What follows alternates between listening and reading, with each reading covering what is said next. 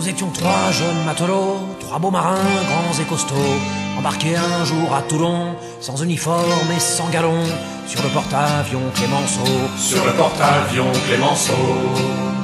Nous étions trois jeunes militaires, pas trop amoureux de la guerre, et nous voulions bien nous faire tondre en échange d'un tour du monde sur un joli bateau en fer. Sur un joli bateau en fer.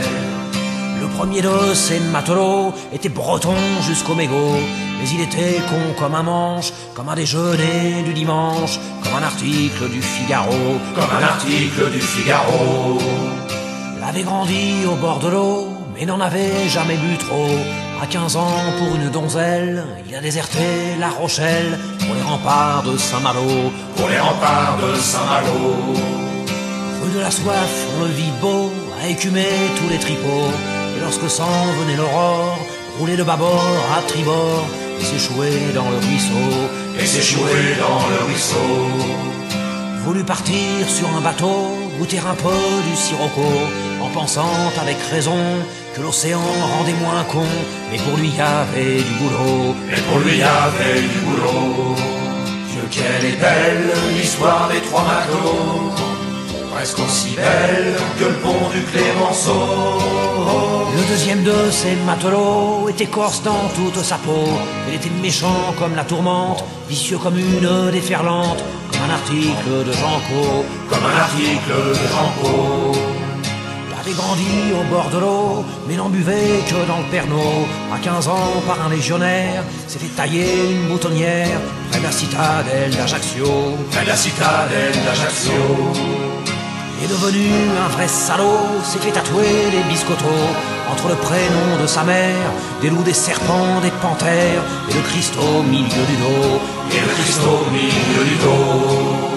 Voulu partir sur un bateau pour ne jamais vivre comme un veau, et pour faire voyager sa haine de cette putain de race humaine, peuplée de rats et de blaireaux. Peuplé de rats et de blaireaux.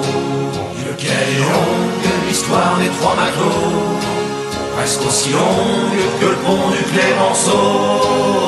Le dernier de ces matelots, c'était moi, j'étais parigot. J'étais bon comme la romaine, rusé malin comme une hyène, musclé comme un flanc au pruneau. Musclé comme un flanc au pruneau. J'avais grandi très loin de l'eau, j'en buvais autant qu'un moineau. À 15 ans, j'ai quitté Paname pour chasser de mon cœur une femme qui voulait y faire son berceau. Qui voulait y faire son berceau.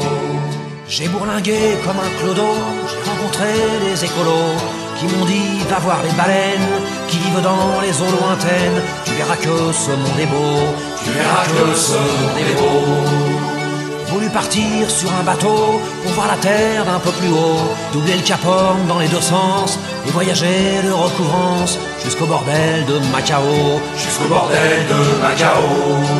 Dieu, quelle est dure l'histoire des trois matelots, presque aussi dure que le pont du Clémenceau.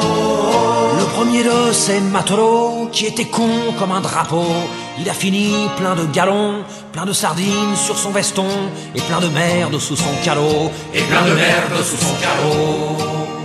Le deuxième de ces matelots, qui était méchant comme un corbeau, il a fini dans une vitrine au ministère de la Marine, petit chef derrière un bureau. Petit chef derrière un bureau. Le dernier de ces matelots s'est fait virer de son bateau pour avoir offert son pompon à une trop jolie ninon, contre un baiser sucré et chaud. Contre un baiser sucré et chaud. Si votre enfant est un salaud, un vrai connard, une tête pleine d'eau, faites-en donc un militaire, alors il fera carrière sur un navire dans un bureau. Sur un navire dans un bureau. Mais s'il est bon, mais s'il est beau, même s'il est un peu alcoolo, qu'il fasse son tour de la terre, tout seul sur un bateau en fer, et pas sur le pont du Clémenceau. Pas sur le pont du Clémenceau. Simple soldat, brave matelot, surtout ne m'en veuillez pas trop. Cette chanson, je ne l'ai chantée que pour les planquer, les grader, les abonnés du Figaro. Les abonnés du Figaro.